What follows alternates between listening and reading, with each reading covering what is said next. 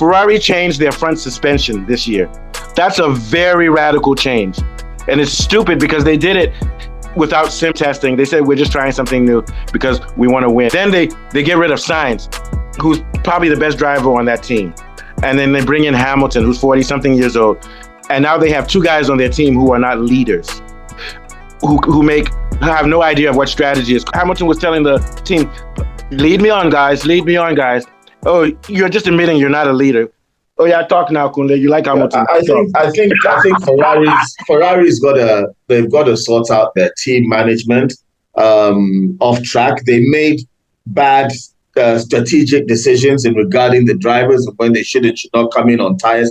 Mercedes is normally gets these kind of things right, and Hamilton doesn't normally have to make these decisions for him. Although Hamilton was at the end having issues with Mercedes on decisions as to tires and race management. Ferrari's race management today was quite appalling because even though their car was not that fast, they still, despite all of it, they were able to hang in there. And had they made the right decisions, they could have nicked a podium. You know, I'm not saying they could have won the race. Definitely they didn't have the pace to do that, but they could have nicked a podium. And at the last minute, they made bad decisions. And I say hindsight is 2020. Hamilton is now driver 2 in a slower car. He could have stayed in Mercedes and been driver 1 in the fastest car. And look at Antonelli. Antonelli came 5th. What place did Antonelli come? 5th or 6th? He came 5th or something. He did all right. He would have been up. Hamilton would have been up there. Man, so before we move on, Antonelli was behind the Ferrari. Yeah, before we move on, he was a faster car. Hamilton should have been able to beat his teammate yesterday, Leclerc. He just let Leclerc pass him on the restart. He just let him pass him. Talking about I'm being a gentleman because I don't want to cause a crash between our team. Oh, come on, man. That's relative. When there's rain and mayhem. He was. I think that's why we didn't crash. I mean, Leclerc and Hamilton would have crashed twice actually. Yeah. At the beginning and also in the I think on the restart and another restart that towards the end of the race, you know, and Hamilton actually left it past, you know. So they're coming 9th. They might as well crash. But nothing to lose. I hope now Hamilton is not saying, "Oh, I made a mistake." Right now, I mean, regretting his move. I think he was actually struggling with the Ferrari system. Actually, I remind you, what did I say when Hamilton said he was going to Ferrari last year? What did I say? I think you said that he's going to. I do remember you said he's going to regret it. Yes, and I gave specific reasons. I said when you jump to a new team, the learning curve takes a long time, and he's too old for that. And I also said that Mercedes was already beginning. Mercedes was starting to get it right again, but at the point at which he decided he's leaving, Mercedes that's what I said. That's what I said. They were already evolving, and if you look at it, they're still evolving. Russell came 3rd easily yesterday. George Russell came 3rd. Russell's very smart. He knows what he's doing. Russell is very smart. He knows what he's doing.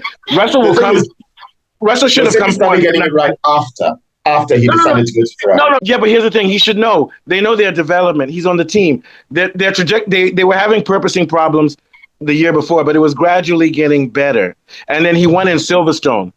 And then George Russell won in Belgium. Then they took it away from Russell and then they gave it to Hamilton. Then they came 1st and 2nd in Vegas. So what I'm trying to say is if he's studying the team, instead of doing his little fashion shows, he should have seen the trajectory that the team was taking. Because even I saw it, and I'm not a Formula One expert. What's your thoughts, Afolabi?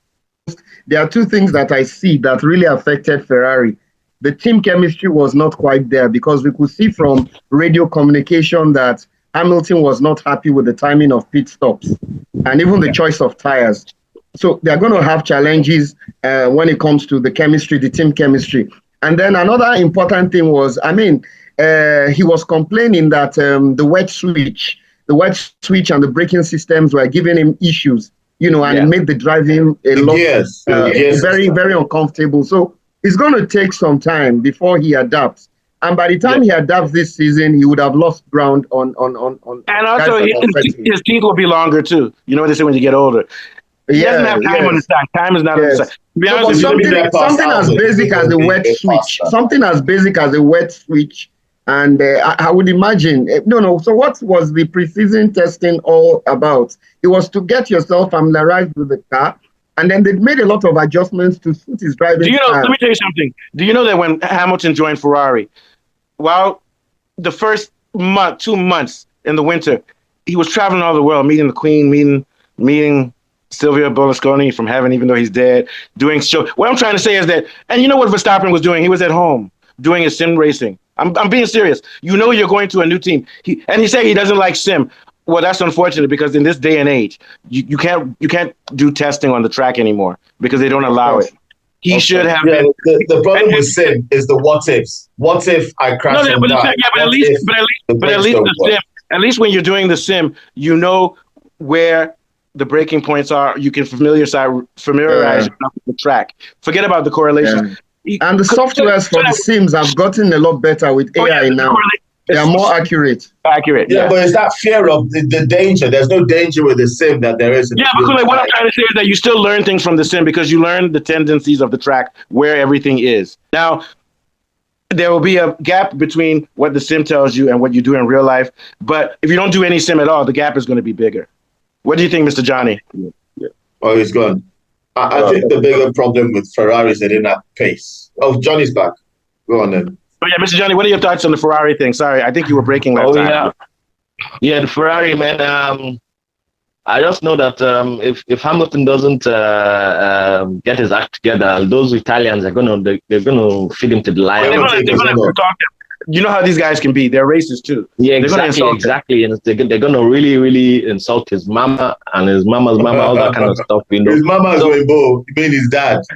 Yeah, they'll insult her too. You disgrace the white family, the right family. Yeah, exactly. Go and marry black man.